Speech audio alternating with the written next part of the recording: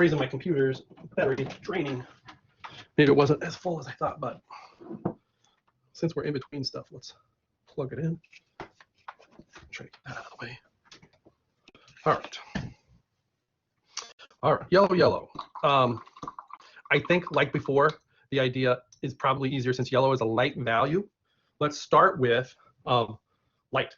So let's start with white, and then we'll work our way to the darker values. So I'm going to start with a pile of white on my brush. Just dip it in that yellow just a little bit. Make it, a very pale yellow. Maybe it's even too much. I'm going to grab just a little more white.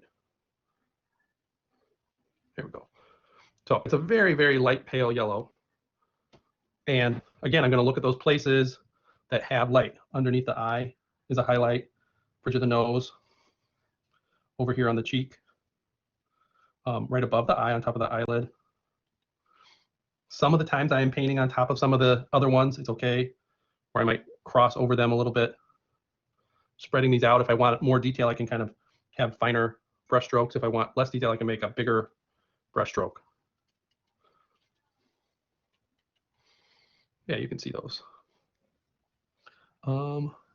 Up here by the nose, over here on the cheek. The more diversity of values and color you can get, the more that it shows that this is really all about getting the right value in the right area. It's not about what color you have on your brush.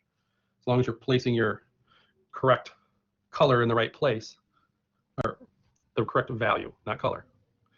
Color is not as important. Value is the king in this project.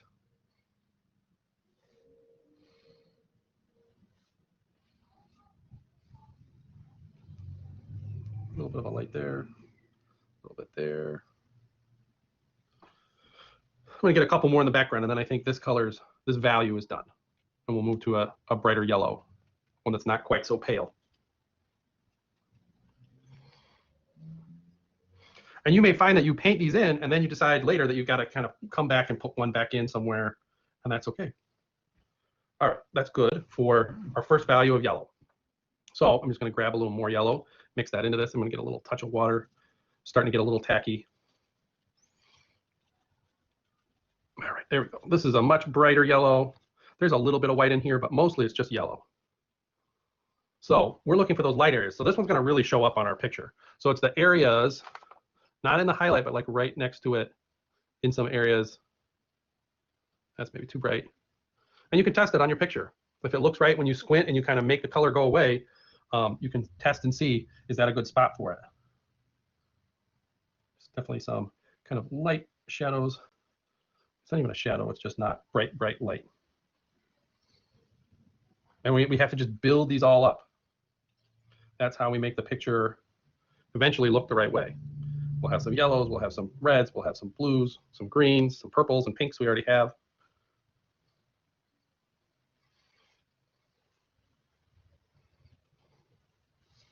And the more you can just kind of spread them out all over your picture, the more this is going to work. It feels like it's all part of the same thing. There's a way to do this where you can do a pattern in every area, but I just feel like it's way more tedious. I'm just kind of making a guess, trying my best to put things in different spots. If it works, great. If I make a mistake, I'm going to fix it later. I'm not going to worry about it right now. And it makes this go a lot faster. And it's a lot less stressful. If you can kind of give yourself a break, don't worry about how perfect it is, especially at the beginning or in the middle. You can make it move quick. Every time I plug in you can maybe hear my fan. Every time I plug in my computer, it gets really hot when it charges. I think it wants to, when it's plugged in, update security stuff. And the school's got the laptop kind of plugged into doing that automatically. It really bothers me.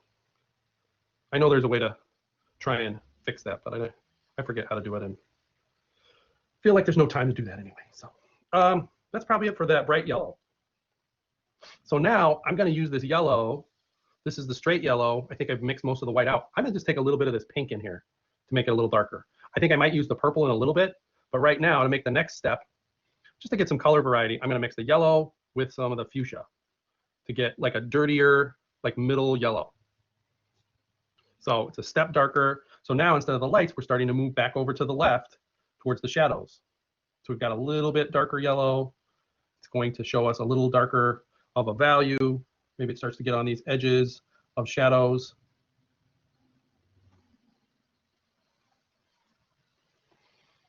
If it's too thin, sometimes you might have to go over an area more than once to make that paint kind of feel like it's in the right place. Some in here next to the eye, so I'm moving over to the left a little bit.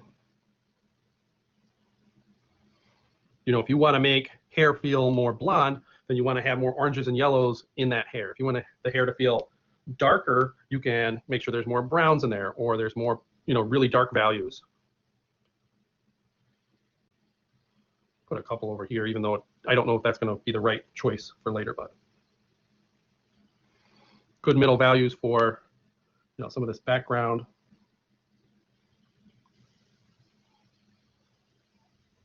And I'm painting bigger squares, sometimes double squares in the background. The reason for that is that helps to kind of fill that in. Then I can start to judge how the whole thing looks. And if I'm wrong, if I put the wrong value in the wrong place, it's no big deal. I can just paint on top of it later, fix it later. I think that's maybe I get a couple. There's some spots maybe up in there, maybe next to the highlight on the nose, maybe something over there. There we go. So there's that. So now I'm going to take this yellow and I'm going to add some purple to it. Let's make a darker, it's going to make more of a brownish blah color, but yellow as it gets dark is not going to be pretty. So that we have to accept that fact. So now I've got some kind of like shadowier tones I can start to put in here, start to move more along towards these shadow areas.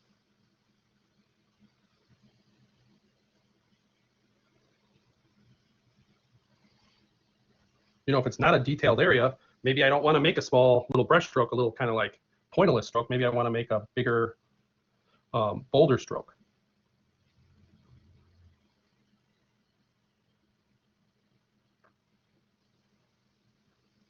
These ones are still probably pretty good for some middle value background strokes. I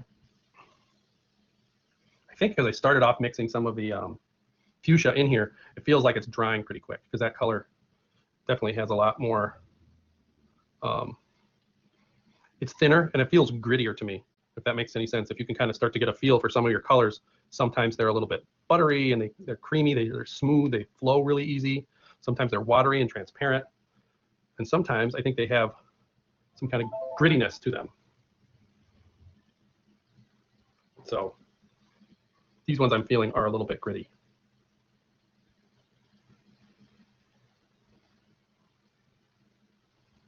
Maybe we'll get one behind that ear.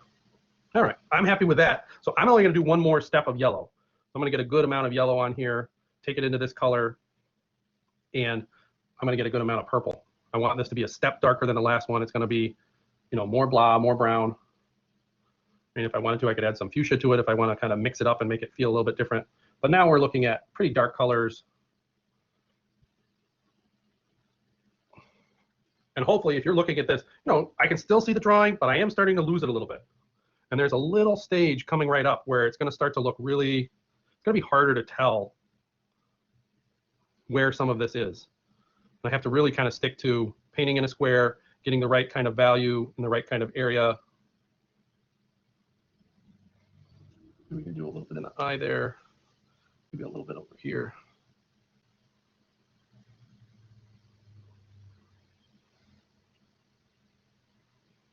So these are the much darker values.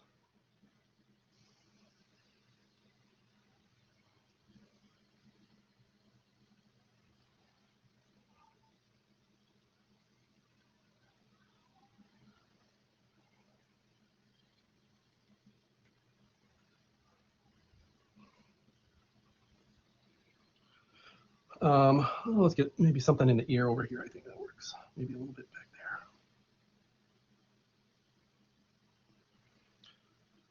All right, I think that's good for yellow. I think we've got 5 values, maybe not 6, but it's most of them. And we can do another color.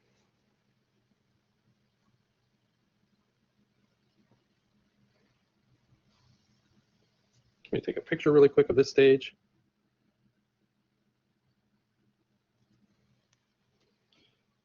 Let's find one other color that's a little bit different.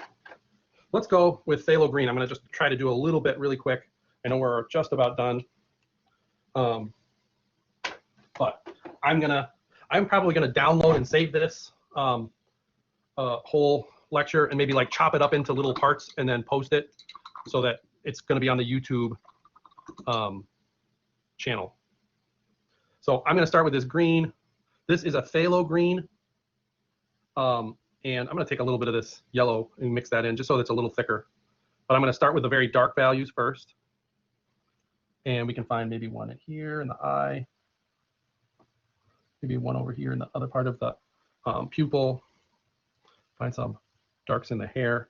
This one is a very transparent, very dark color. Phthalo, if you were to mix phthalo green with alizarin crimson, those two colors together make a pretty good black. They're very transparent, they're very dark.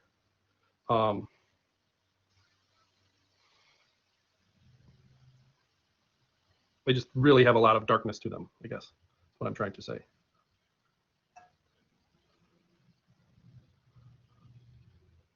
And it even looks darker. It looks darker on this camera than it does to me here in real life even.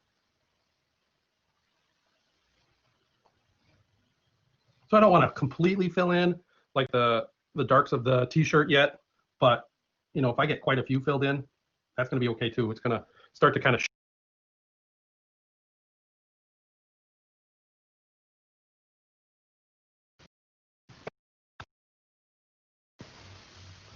I forgot to put it on mute again.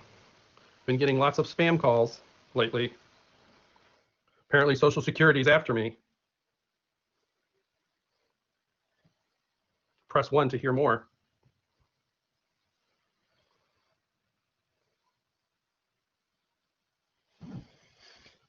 I think that's good for the darkest darks. Maybe I'll get one right out there.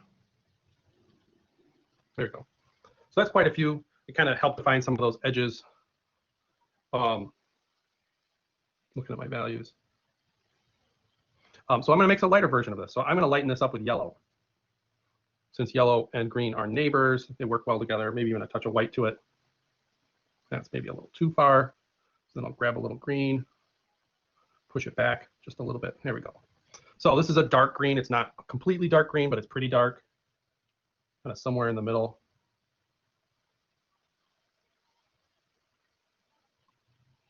So I'm on my left side in the shadows, and I'm going to be working my way towards the right side in my lights. Each time I'm going to get a little bit lighter.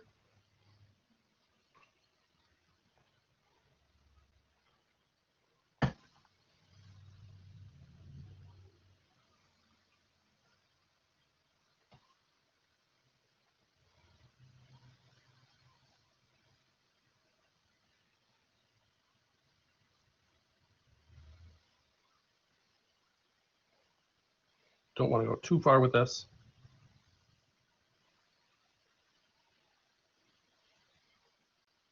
All right, I think that's good for this value of green. I don't want to make too many dark areas. So more yellow, a little more water so that it flows, more white to lighten it up. So now I want to be, you know, that halftone, that area right next to where the shadow starts. That's kind of where I'm starting, where it's starting to fall over into the light.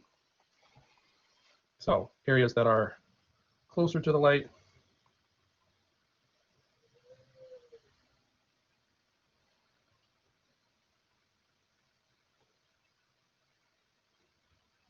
I can already see some places where I'm going to have to go back and fix some of this.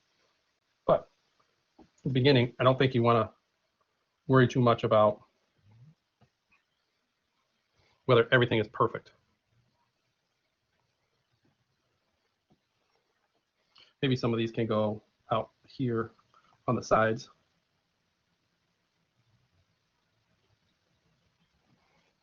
Almost done. What we got? 11:10.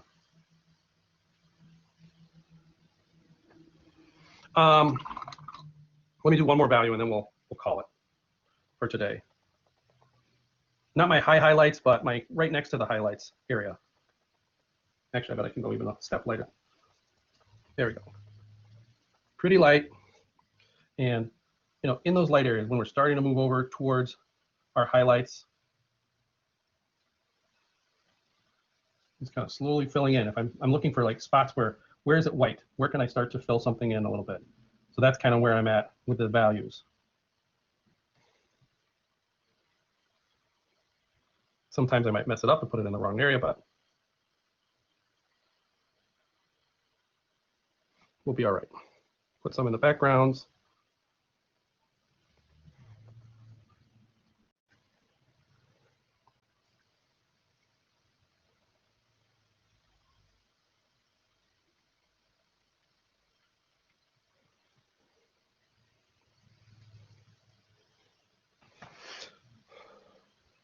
All right, because we're so close to the highlight, I am gonna do the highlight. I've got some white. I'm just gonna mix that with my green on my brush. Just find a couple spots to do these brightest, lighter areas of the face.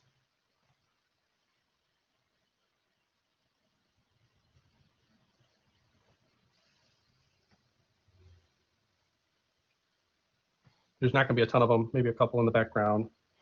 This is gonna get a little bit darker as it dries. So this is not gonna be as highlight as I think I want it to be. My brush had a lot of green on it. But that's it probably for today. I'm gonna go ahead and stop the recording.